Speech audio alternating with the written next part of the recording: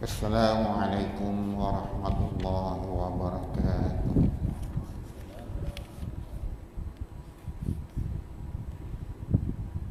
A'udzu billahi minasy syaithanir rajim. Bismillahirrahmanirrahim. Alhamdulillah nahmaduhu wa nasta'inuhu wa nastaghfiruh. Wa na'udzu billahi min shururi anfusina wa min sayyiati a'malina. Man yahdihillahu fala mudilla lahu wa man yudlil fala hadiya lahu. Asyhadu an la ilaha illallah wahdahu la syarika lahu wa asyhadu anna Muhammadan 'abduhu wa rasuluh. Allahumma shalli wa sallim ala sayyidina Muhammadin wa ala alihi wa ashabihi ajma'in. Allahumma shrah li sadri wa yassir li amri wahlul 'uqdatam min lisani yafqahu qawli.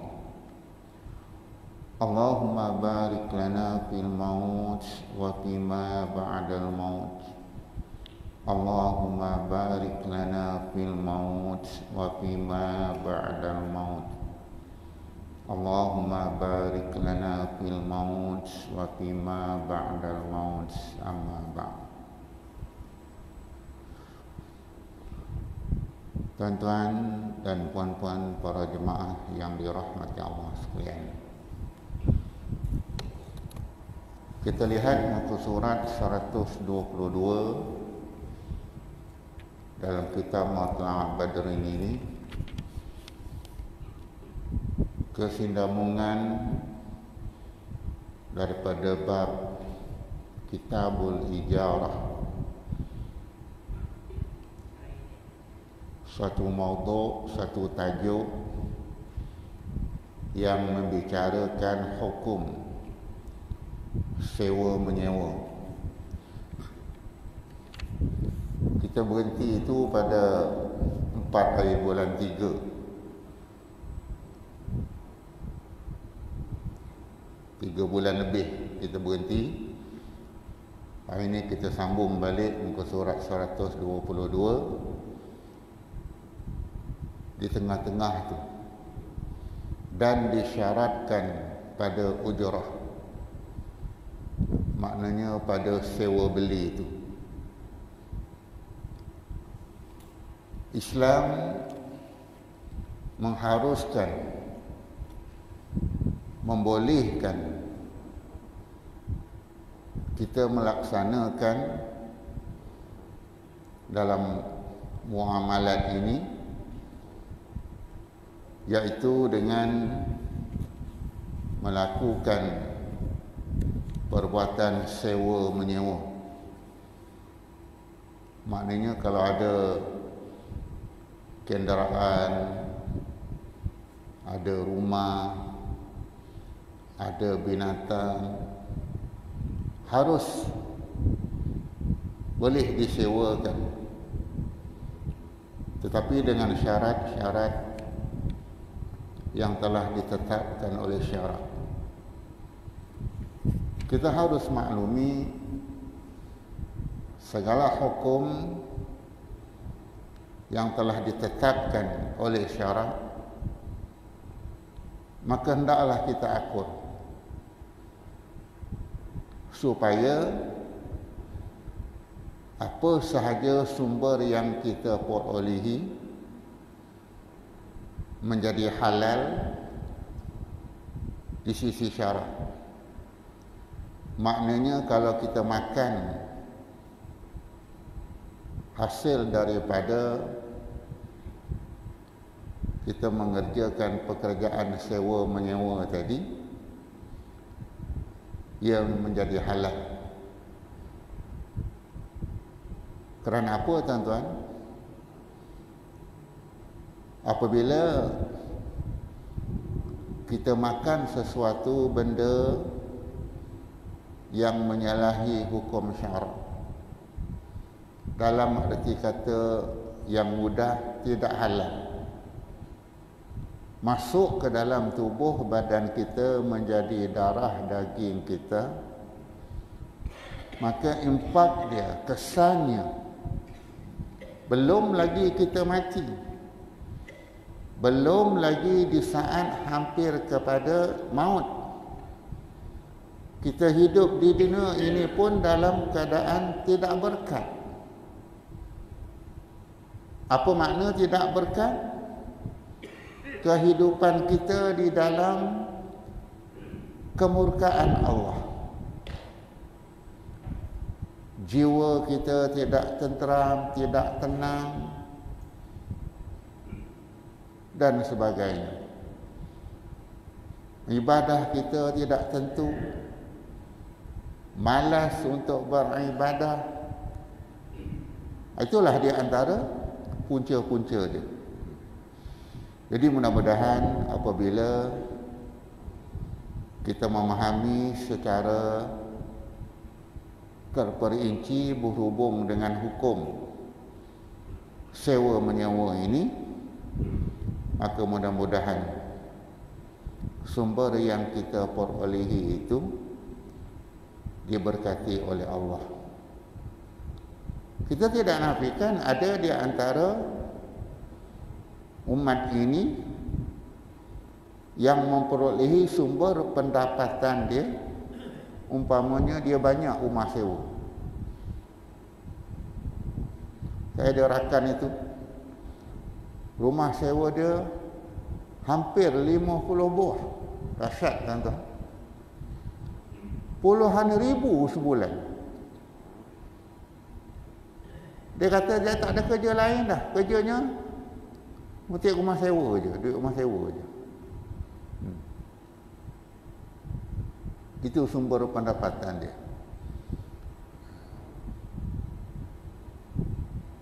Ada yang ambil lesen kereta sewa, dia tak bawa, orang lain bawa. Itu pun kena lihat. Baik. Dan disyaratkan pada ujrah itu, pada sewa menyewa itu, hendaklah ada maklum jenisnya. Apa benda yang nak disewa tu? Rumah, tanah, keenderaan, binatang, mesti maklum, mesti jelas. Jangan dia kata saya nak sewa lah, nak sewakan benda-benda begini. Kena hukum kata hendaklah maklum jenis dia, apa benda dia, dan kadarnya. Kadar itu termasuklah qimah, harga dia, berapa nilaian dia, berapa jumlah dia, berapa banyak. Itu maksud dia. Kena jelas. Kena jelas jenis dia, kadar dia, dan sifatnya.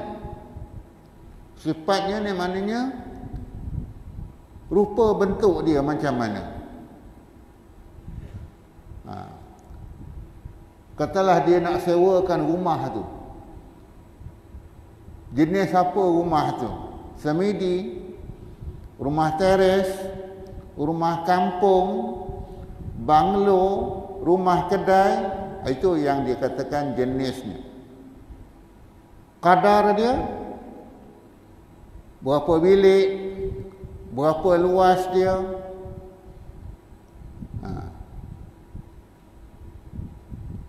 Kadang-kadang orang berkata rumah sewa tu berapa sewa dia, ada berapa bilik, ada berapa bilik air. Orang tak tanya berapa dapur dia. Tak ada orang tak tanya. Biasanya orang tanya berapa bilik, berapa bilik air, berapa sewa sebulan. Kemudian sifat dia macam mana, keluasan dia besar mana. Jadi semua jelas. Supaya apa tuan-tuan? Supaya orang yang mengambil menyewa nanti dia tidak rasa tertipu. Bila rasa tertipu, maka seolah-olah dia terinaya. Itu maksudnya. Itu sebabnya tuan-tuan, kalau tuan-tuan nak menyewakan rumah contoh, tuan-tuan iklankan, jelaskan. Kadang-kadang dia letak harga, dia letak nombor telefon. Bila orang telefon, berapa sewa rumah ni sebulan? Sebut jelas. Jangan kata terpulanglah berapa-berapa.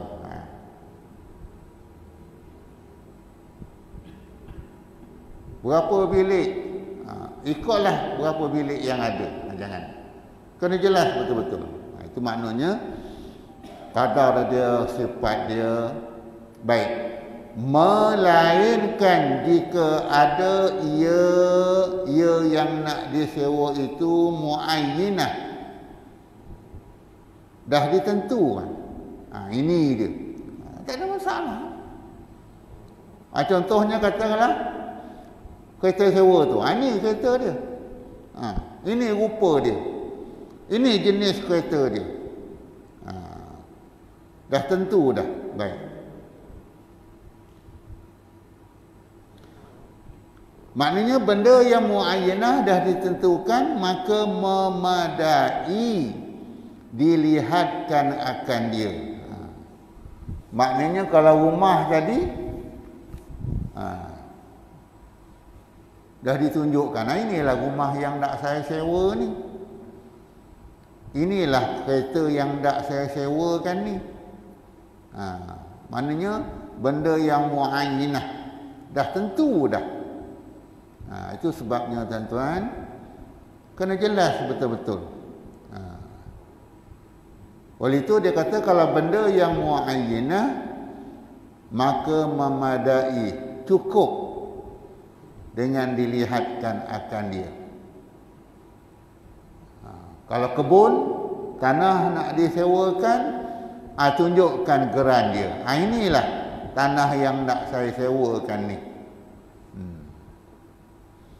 Kalau binatang, inilah binatang yang nak disewakan ni. Baik. Maka tiada sah sewa rumah atau binatang dengan membaikkan yang binasa. Maknanya tidak sah kita sewakan rumah dengan syarat engkau baikilah rumah ni. Ada orang macam tu. Tidak sah tuan-tuan. Ini rumah yang nak saya sewa, tapi pintu rumah ni tak ada, kau pasanglah. Ini rumah yang saya nak sewa, tapi tandasnya tak ada, engkau buatlah.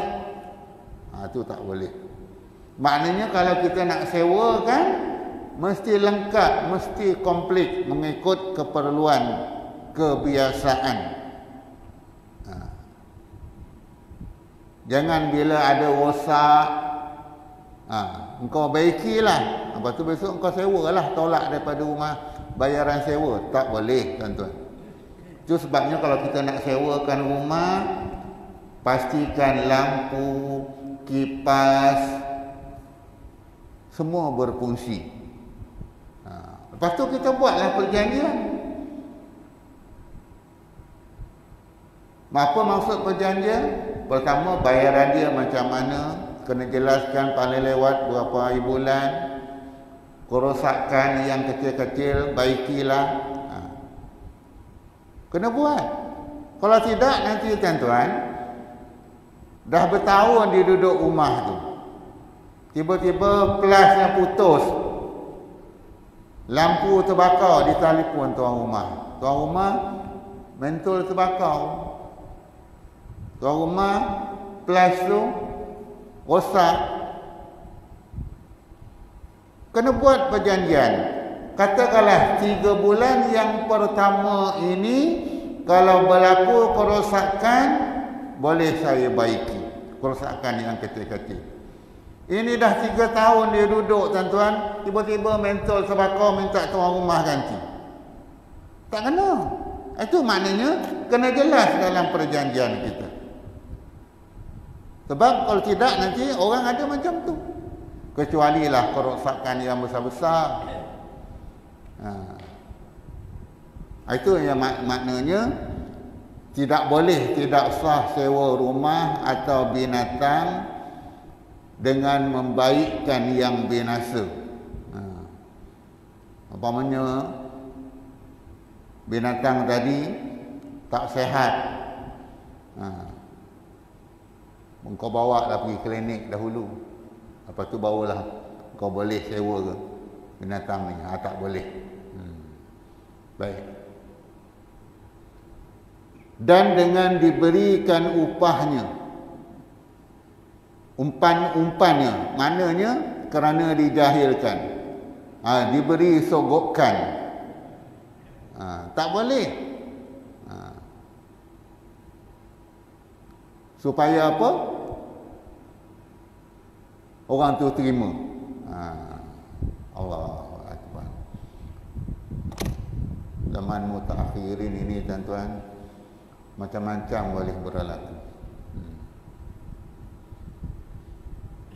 Dan begitu juga tak boleh sewa dengan melapahkan kambing dengan belulangnya. Jangan sewa.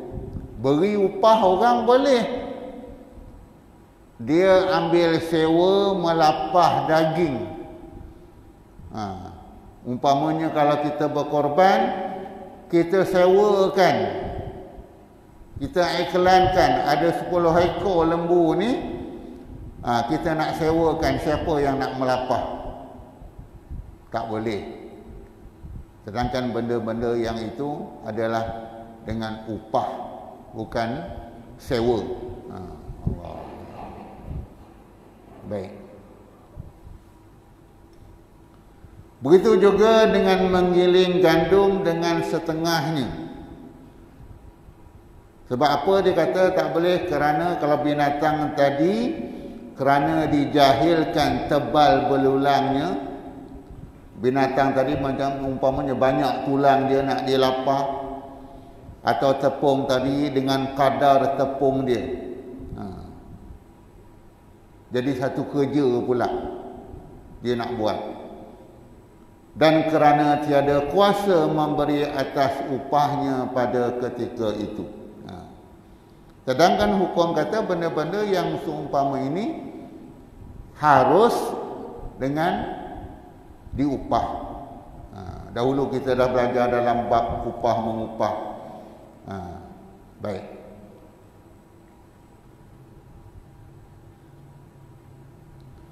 Dan manakala diitlakkan upah, itu sewa daripada tunainya dan bertangguh, ditanggungkan atas tunai ujrahnya, sewanya, iaitu penyewanya, melainkan jika disyaratkan bertangguh padanya, maka jadi bertangguh ia pada ujrah ain, benda tu. Itu terpulang kepada kita. Sama ada tunai ataupun bertangguh. Itu sebabnya kena jelas. Aku nak sewakan kereta ni, aku nak sewakan rumah ni, sekian hari bulan kena bayar. Ataupun kalau ada masalah, beritahu. Itu sebabnya tuan-tuan kita dah buat syarat. Sewa rumah ni hendaklah dijelaskan paling lewat 10 hari bulan. Sekiranya tidak boleh dijelaskan, maka hendaklah diberitahu. Ini dalam Islam maknanya tuan rumah pun tidak tertunggu-tunggu, yang penyewa pun ada rasa tanggungjawab.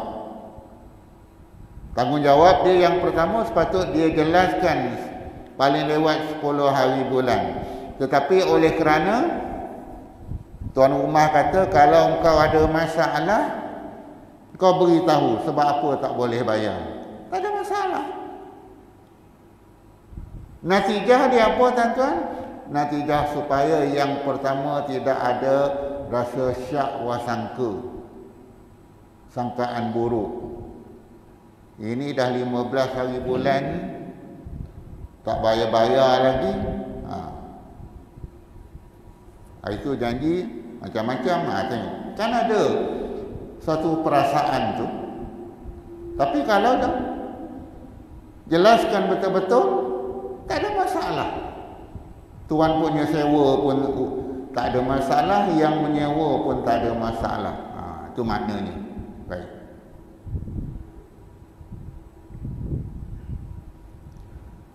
Dan ada pun ujurah zimmah, maka disyaratkan hendaklah ada ia tunai ujurahnya dan diterima pada majlis akad, maka tiada sah ditangguhkan sewanya ujurahnya dan ditakhirkan daripada majlis akad. Maknanya sewaan zimmah yang telah dia mengaku memang betul dia hendak aku nak sewa benda ni. Oleh itu hendaklah diterima sewaannya itu dalam majlis akad. Maknanya aku nak sewa benda ni, ni sewaan dia sekian. Kalau tidak nanti tak jadi. Zimmah ni mana apa? Pengakuan. Dia dah tempah dah. Umpamanya orang nak sewa rumah kan. Dia nak sewa rumah, dia dah janji dah. Ini duit sewa dia, ini dia punya deposit dia. Pengakuan dia. Mana kena serah. Jangan tangguh. Sebab nanti kalau bertangguh, sampai tempohnya tiba-tiba tak jadi. Tak jadi ya, kata minta maaf lah, saya tak jadilah. Tengok. Kan dah menjadi satu penganiayaan kepada tuan punya rumah, tuan punya kereta sewa, tuan punya binatang. Itu sebabnya tuan-tuan, dalam Islam sehingga dalam bab nikah kahwin pun pertama merisik, lepas merisik tunang. Bila dah tunang, maka orang lain tak boleh masuk meminang. Haram hukum dia. Sebab orang ni telah dipinang. Cuma adat kita ada cincin pertunangan. Bila ada cincin, maknanya orang ni dah bertunang. Tapi sebenarnya adat kita boleh ubah. Bukan cincin lagi, rantai tunang. Macam rantai beruk besar dia. Tak ada masalah. Ubah. Selalu cincin bertunang kecil aja sian. Tuan-tuan besok orang nak bertunang anak, cari yang besar-besar. Macam rantai beruk bukan. Maknanya orang ni dah bertunang. Adat kita dahulu, bila orang tu dah bertunang, ada tanda cincin bertunang. Itu yang dipakainya tu. Tengok orang ni dah bertunang, maka orang lain tak boleh masuk. Tengok cantiknya Islam, ada merisik, ada bertunang, kemudian buat walimah.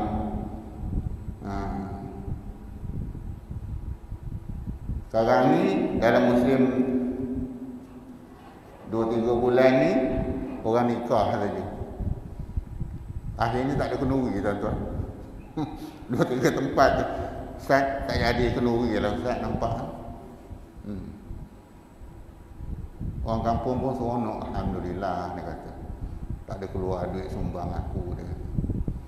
Masa nikah itu 20 orang aja datang. Allahu Akbar. Nak buat macam mana? Kena akur lah. Baik.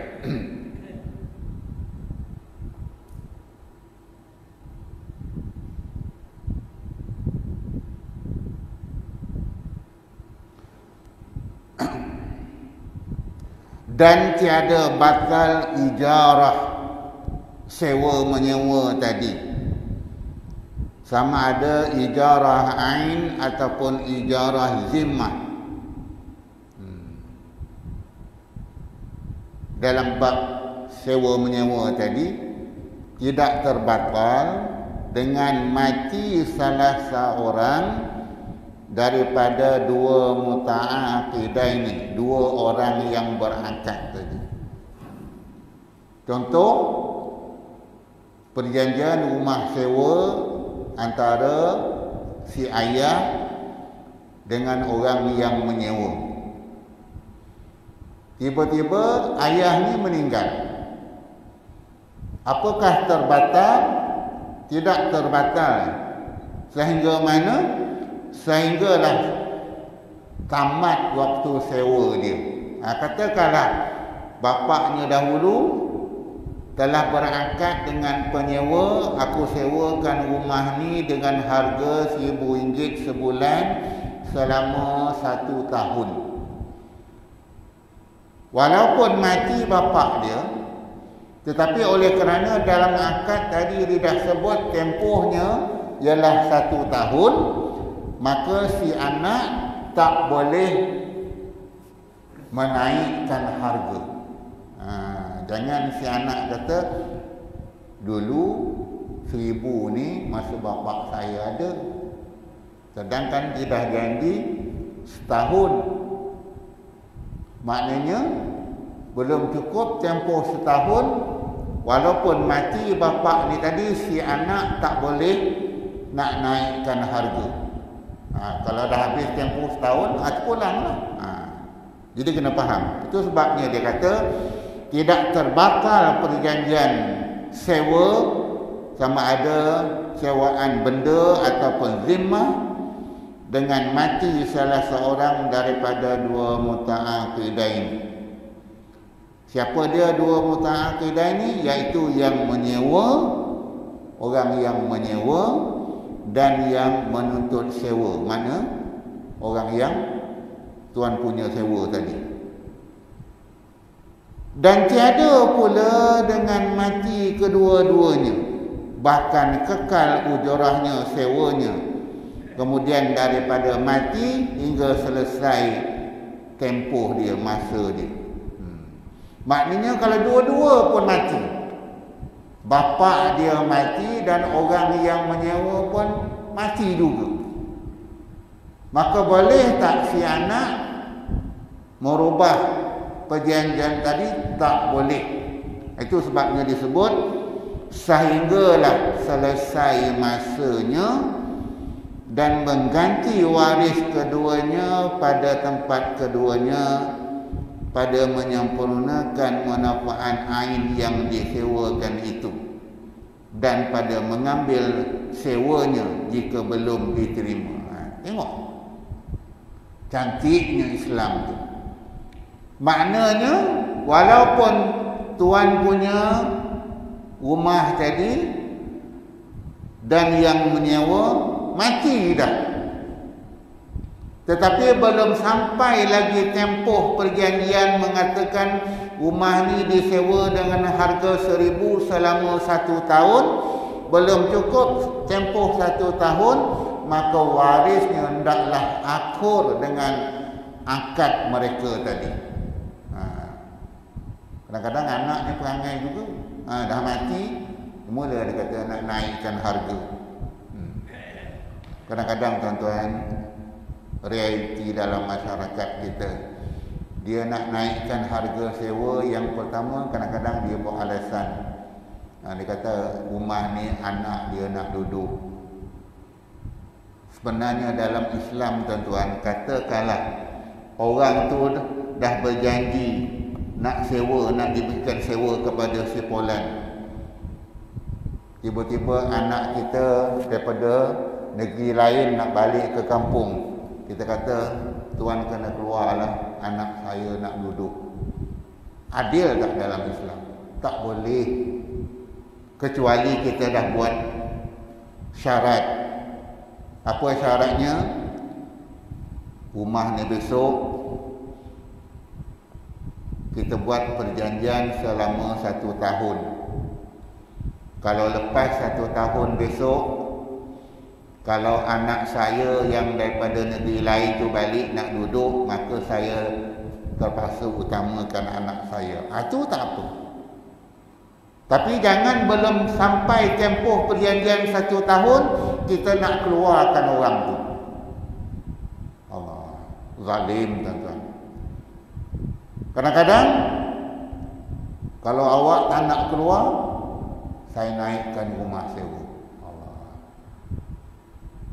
kesian tuan-tuan. Tambah dalam keadaan sekarang. Jadi janganlah kita menzalimi orang. Kita zalim orang, satu masa besok Allah Ta'ala balas, kita kena pulang. Baik. Dan terbatallah sewaan tadi dengan binasa ain yang disewakan itu sekaliannya. Macam mana terpasang? Seperti